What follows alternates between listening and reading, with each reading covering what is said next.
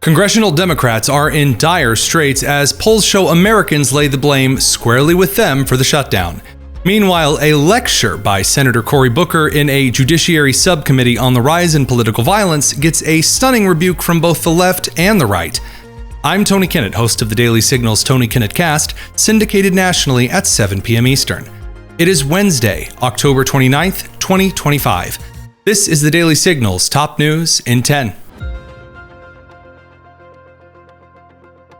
Congressional Democrats are in a rough spot as SNAP benefits are set to expire in just a few days due to the extended government shutdown after Senate Democrats refused to pass a clean resolution helping Republicans and some Democrats meet the 60-vote threshold needed in order to pass the clean continuing resolution at Biden administration standards. There are a few reasons why Democrats are struggling on the communication regarding this particular shutdown.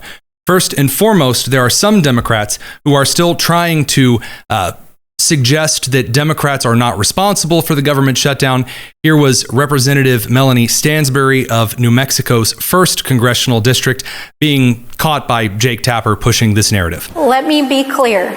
The administration is choosing to starve American children with money that they already have appropriated. I'm not applauding their tactics. The White House. Well, this is a choice by the White House. This is also, Congresswoman, this is also a choice by Senate Democrats to not vote to open the government. Yes, it is. At the same time, there are Democrats, for example, like Senator Chris Coons of Delaware and Senator Sheldon Whitehouse of Rhode Island, claiming that yes, the Democrats are responsible for the government shutdown, and yes, this is going to hurt Americans, but it's providing them maximum leverage.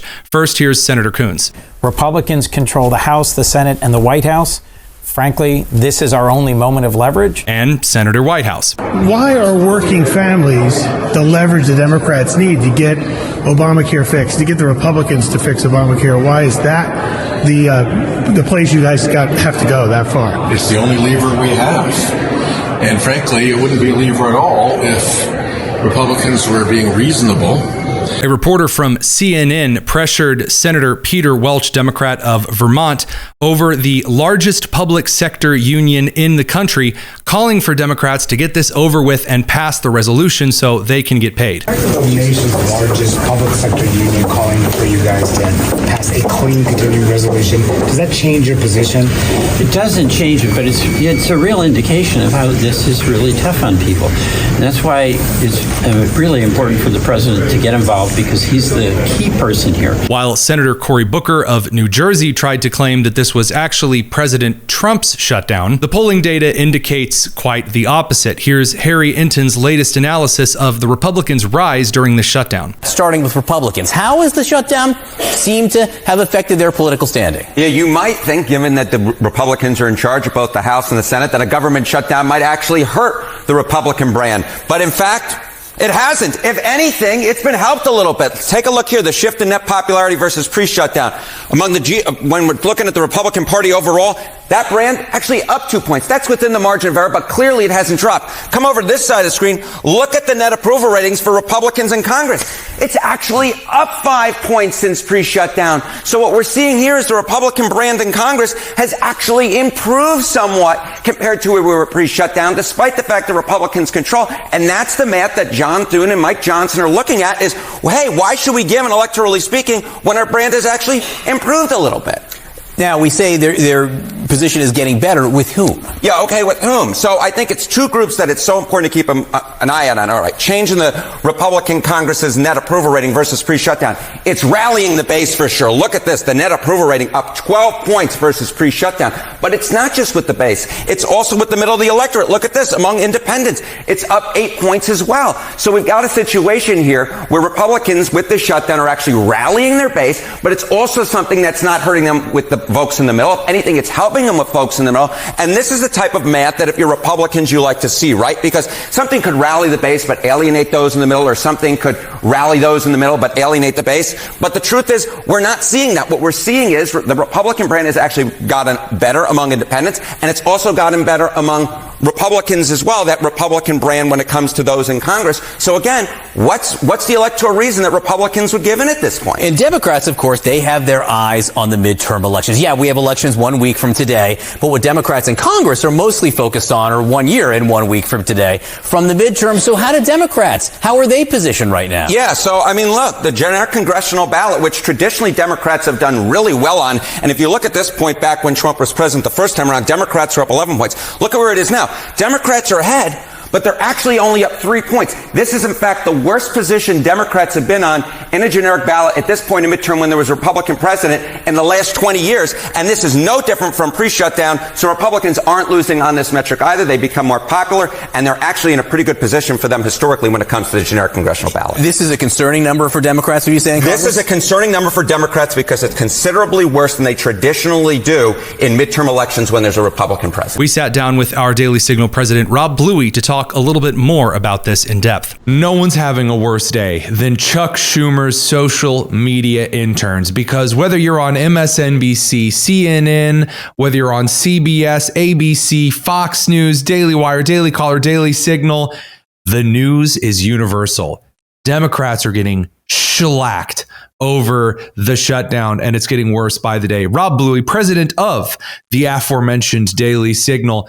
Have you ever seen a kind of election where we're getting up for the kind of the off year 2025 elections with Virginia, with New Jersey, with California Prop 50, and it is the Democrats who are holding emergency strategy sessions? Tony, it's remarkable because I think that Chuck Schumer and the Democrats thought that this government shutdown was going to play perfectly to their benefit, and it has done anything but that. In part because, as you and I have talked about for the last several weeks, number one, they can't seem to find a consistent message and stick to it. Secondly, I think that the voters are smarter than they give them credit for. I'll give you one example. I live in the Commonwealth of Virginia. Abigail Spanberger has been running ads pretty regularly over the course of the past month, trying to knock Winsome Sears on the shutdown specifically, and some comments that Winsome Sears has made publicly about them. But I'm sorry, if you're the Democrats who are the ones that are continuing to vote against opening the government, how are you supposed to make that your central argument here in the closing days? And I just think that it's falling flat with voters. Yes, Winsome Sears does have a challenge here. She's going against history. The president's incumbent party always is on playing the challenger role, I guess is the way that I'd put it, when you have these off-year elections. At the same time, the Democrats just keep stepping in it, as you said. Also, yesterday, a Senate Judiciary subcommittee on the rise in political violence got a little heated after Senator Cory Booker lectured those present to testify about the need for self-introspection and calling out all sides, which he claims Republicans don't do. To hear quotes that I've even said that need to be tamped down, because the only thing that's going to save our country now is not more political posturing and partisan finger pointing. The only thing that's going to get us out of this condition is for courageous leaders in both parties to start standing up and extending grace and self-introspection. Michael Knowles of the Daily Wire was quick to point out that not only does the left not call out political violence, but Senator Cory Booker himself had actually endorsed an individual complicit in calling for political violence earlier in the year. Of course, there is appropriate concern, the kind of concern that one would never have on the left because they don't face any threats on college campuses. College campuses are key, though, here, Senator, because when some fringe right-winger does something awful, he's castigated, thrown into prison, as he should be. When a fringe left-winger commits terrorist attacks, sometimes he's given university positions, as happened with the Weather Underground, an organization which blew up part of this very building, and they were rewarded with sinecures at universities. For you and to further undercut Cory Booker's argument that the left is better at calling out political violence,